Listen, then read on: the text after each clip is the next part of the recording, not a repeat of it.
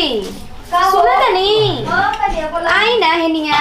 का करतनी घरवा में जी सरिया साफ करत रही हो। हां हां ये रे जी बात रवा से कहे को सोचनी है जी का बची बोला कहतनी नु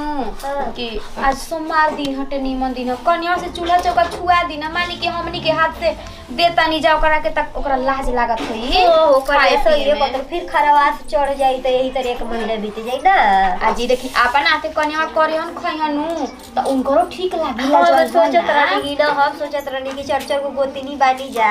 त तनी कन्या के 1-2 महीना बैठा दी जा कि तनी माई दादी के फोन आई त कहि के हम कुछ करत नहीं की आ ए तरह कर चाहे मत कर लेकिन छू दिए त कहियो ना कि हाड़ी छुआ देली जा हमरा के ऊ बात नहीं की हम कह जी मतलब तनी अजीब लागत टाटे अपन हाथ से निकाल के देता है तो उनको लाज लागत ठीक है सही कहतलू तो आज छुआ दी जाए एकरा बाद नौनिया के लगा दी जाए 1.5 महीना 1.5 महीना भी सवा दी जाए कन्या के का अब सास नहीं तो सास के मतलब हमरे के न बनी जाओ। हां तो जैसा रवा के बुझा वैसन कॉलिंग कह देम तब आज जाके ना हम कहे कही तो के कही जी काहे खाती अभी बार मझली बिया तू बाड़ू ले जा कुल बढ़िया से तरी छुआ दा जा हम रहब अब रवा घर में के बढ़नी त रौरा जइबे न करब हम बात अलग बा लेकिन दोनों जनी हो गइलू जाना अब कोनो अथु थोड़े नहीं के तो हम लोग से तनी कम ला जाई हम तनी बढ़ जेठ बाड़ी त हमरा से तनी ढेर ला जाई।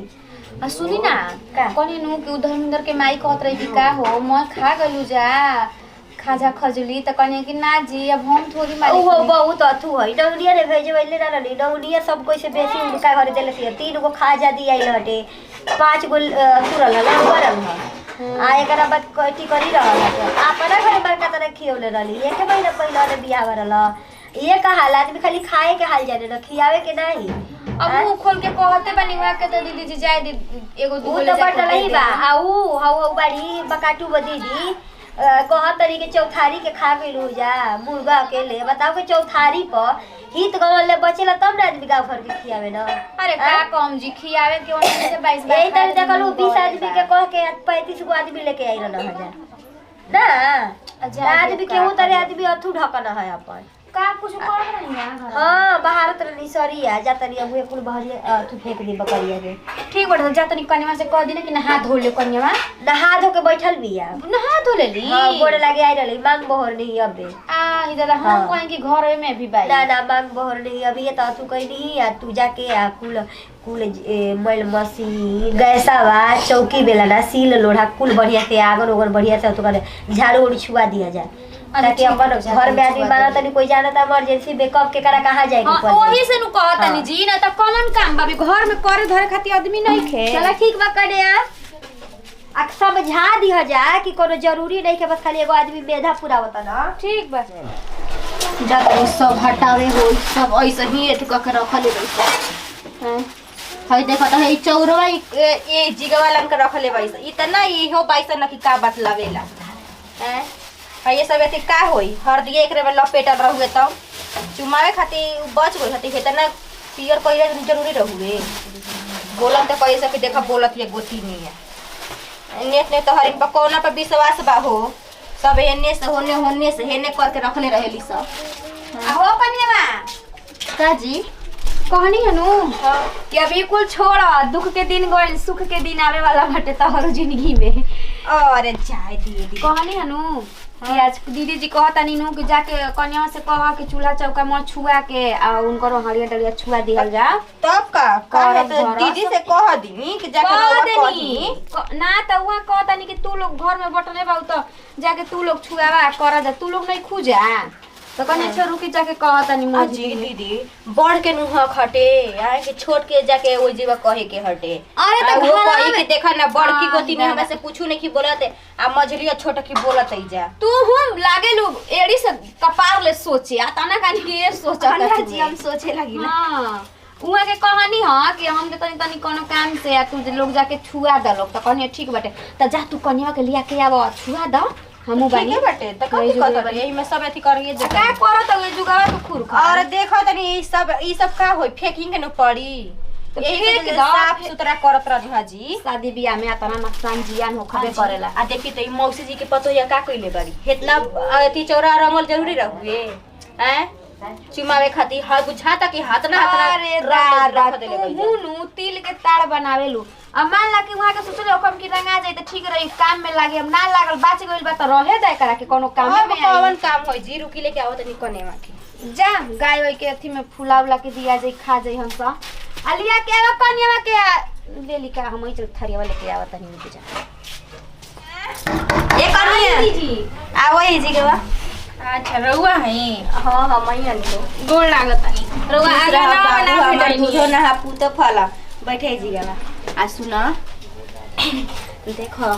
तारा के अब हमने चूल्हुल छुआ देता नहीं ठीक बटे आ ई मत खिसिया मत चाहे बुरा मत मनिया कनिया कि देखो हमार गोती ने ना अभी चूल्हुल छुआवे लगली जा ना दीदी जी रउआ लोग अब आपन हनी जा काहे खातिर हम ल जाइम अरे चाहे बाप रे बाप। काहे खातिर हम ए कने हली हम जा तरी तरीका थुइया पे जा तू छुआवे हां दीदी हां ए कने आई मत सोची आ चाहे तेरे गांव के फोन आई त ई मत कहिया कि हम काम करत हई काम करे खातिर गोती ना छुआ नहीं जाए से कि अब जाना तलू अब अपने से तरी कोई ना रही त तू खाना निकाल के खा कैसन बात करतानी हमरो बैठल बैठल मन आ जी दीदी आ मेन बात बात के लगले एथी चढ़ जाई न आज चढ़ जब तक से दौड़िया तेल लगाई कने के तब तक से कने कुछ ना करी हम हां काहे ना करम जी आपन घर दुआर बाटे आपन सब ऐसा कर परिवार जा जा पहले का करबू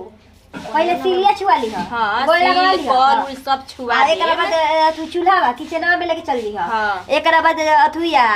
मशीनी चारा मशीना बा काहे कि मानो तनी कबू भविष्य में घर में बटल ही बाटे कुछ हाँ, घास तब उस केहू ना याद रहल के त भई एथी हो गई। तो अपन करिया ना का हो कने हां हां करम दीदी हाँ। काहे ना करम अरे किसान काम के घर में बियाह शादी करता भइल आ बा। जी दीदी बुझाता काम करता बाड़ी हाँ। काहे कि रोहली ना त करे दीदी जी हम ना कर देती है छोड़ी हटाई ना दिन हम एकरा बना बाद देते झाड़ू के छुआ के आगो लगवा दी जा है तनी कला बाबा। वजह चला झावा हाँ, तनी जाइए। के आ कने के हाथे तनी खीर बनवा दियो खीर हां चल अब छू के आ मीठा कुछ बना देवल जाला चल ठीक दीदी ना हम तो तैयार है बनी हम कहां अरे हाँ हो लेकिन अपना माई से जाके शिकायत मत कर दियो ना, फोन ना, लगा ना। के चलिए। ठीक नु चलावा दीदी ए दीदी मंजी दीदी का हो कन्या अच्छा आ गई कन्या खुश रहो भगवान जोड़ुआ जोड़ुआ लइका बैठा जी के कन्या बैठा बैठा आई दादा एथी घी वा त लनबे ना कनी हजी का करबू घी ऐसे एथी कहे टीके खाती तेलो रही त हो जाई एहू तरे हो जाई ए टिका कन्या टिक टिक दो ई हाथ ले टिकी ह ठीक बा ए अंगूरी से हां हां बता दो धर टिक दो हाँ। कौन जगह हो कन्या 5 जगह 5 जगह हाँ, ये जो ऊपर कन्या टिका, जो ऊपर। हां ये जो टिका हां हां ई मत सोचियो कि तारा के अभी से छोड़ देम जा हां काम करावले हम काम ना करवाइम जा एगो हमनी के मेधा हटे मेधा पूरा दे तनी जाओ ओकरा देख ल कने जान तड़ू हमरा काम करे में इतना मन लागेला कि का बतलावेला हम कूद कूद के मैं काम कर दी चार छिड़क के फूल छिड़क हाँ। दा चार चोरा छिड़क दो हां हां अब गोड़ लागल गोल लागल ऐसे गोड़ लागल जाला आचारा से सुहागी ऐसे करके अब मेरा गोड़ के लागल आचारा से लागत ठीक चाहिए लग लग वैसे ही गोड़ लागल हां ओकरा बाद बनावा तनी आज हलवा अपन हाथ से हाँ, ओकरा चलो बाद उठा। खुदी हमनी के करब जा चली उठा ना तो तू। तैयार है बनी चली छोड़ा छोड़ा अब हिंगा टिक गैस ठीक बा गैस ठीक तो ठीक है जी के 5 जगह ठीक के चाउ ठीक के तब ऐसी करी ह फूल चढ़ा दी हां फूल चढ़ा दी ह डेरात नहीं खूनो कि अब दीदी और जी छोड़ दी हम जा काय करे के ना हम डेराए वाली थोड़ा ना कन्या बाड़ी देखा त नहीं बोली तो बुलंद एकदम निकलता टेटनकार और तो निमन बाटे हां चल चलो मशीन अभी चला कल भी चल कल छुआ के एक बार जाके बड़ देख के दीदी जी को बोल ला आओ कन्या ला खेती कर कल के टीका कलवा के टीका बा द हो कनिया बा एथिया तो भुलाए बनी जा हो कौन चीज ओखरिया मुसारा हे दे आई दादा हां जी ओ जीवन ना टिकवानी जा आ जाए दी टिकवा देता नहीं आ कहां गइल बड़ी बूची जी हो उनको उनको या तो पता बाटे बिटिया नु घूमल चला तारी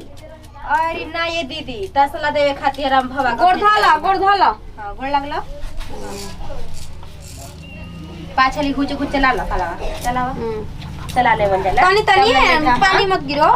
तनी चला उसी करके चला लो चला 5 बार चला या गिन के हां हो गइल चला अब अथी कर लो हो जाला मिट जाला हां ओखरिया मुसरा के टिक द हो जाई ल ए जिया टिक के ये लास्ट बचो एकर हाँ। टिक ल आ ओकरा बाद त कनिया तारा के बतइबे करियन का बनावे के हां खीर बनावे के बाटे खीर की हलवा हो हैं हलवा दीदी नु। कहनिया खीर बनवा दी ह अच्छा मीठे चीज बनेला हाँ, मीठा कुछ बनेला, बन जाई कुछ हलवा बनिया चाहे खीर बनी का हाँ। थी बाटे बना द आशा जी के बनावे के तनी कुछ हमनी के निक बार दुनु गोती मिल के हां का करे के बा हो घर में बनही है ना खाए के बटुए और कौन काम बा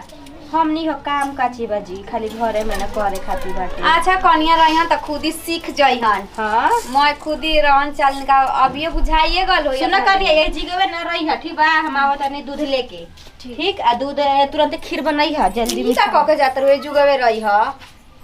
जा कनिया घर में आवत तनी नु हम पानी उनी लेके दूधवा वहां के लेके आवत तनी नु त बोलाइम त जा कबले खा रहे कतना निमन स्वभाव के कन्या बाई एकदम शांत दिमाग के का जानी कहाँ गइनी जा वहां सबके तो दिन भर खाली छत पर चाहे दुआर पर घर में बुझाता कि मनवे कहो भाभी काजी बबुआ जी बड़ी चिकन चाकन लागत तनी काहे अरे मौगी आ गई चिकन बता चाकन का लागता नहीं अब मौगी आइल बिया तबे लागता नहीं ना ये घड़ी रो ढेर लागत तनी कहाँ गई रहनी है जी कहाँ चल गो रहे तनी जे हो काम रहे बजरिया में अच्छा आ कने तनी प्यास लागल बा 1 लोटा पानी लेके आओ ना भाभी अभी हमारे से पानी मंगाई आ मेहरारू आइला के बाद हो कहीं ना केकरा से मांगे अभी वो करे ले कोनो अभी ओतना बत्ती आवते नहीं ली है आइए गईली आहो बैठा कनिया में बैठ जा ई पानी भाभी इनकर छुए के रहे हो ई देवे के रहे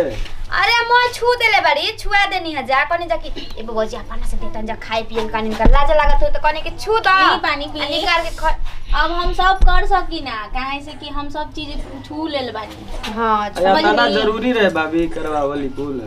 आही ए बबुआ जी हे काला भलाई के जमाना नहीं खे का करवा देनी है जा छुआ देने जा कि अपना मन के अपना हाथ से निकरी हन खई हन जवन मन के जब हन तब जय आ मान ली घर पे कोई नहीं खे प्यासे लागल पानी नहीं खे त कल चलावे के पड़ी नु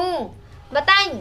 अभी कुछो ना हम कहीं नहीं खाली पानी लेके आईनी रवा कतना मौगी के दाह बाटे हां भौजी 30 दिन खटत ऐसन त भौजी के नहीं खे दाह आ मौगी के कतना दाह बा कि का हो भौजी छुआ देलु नु ई कुल का करवा बतरू हां तो खूब बतियावेलू रह के का रह के बतियाई ना बतियावा लोग आवत तनी हम का अब दू आदमी के बीच में हम बैठी हैं जुगा हमार कौन काम बा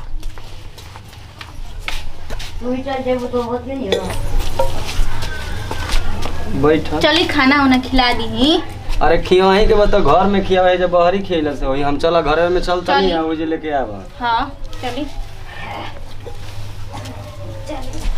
सब चप्पो भौजी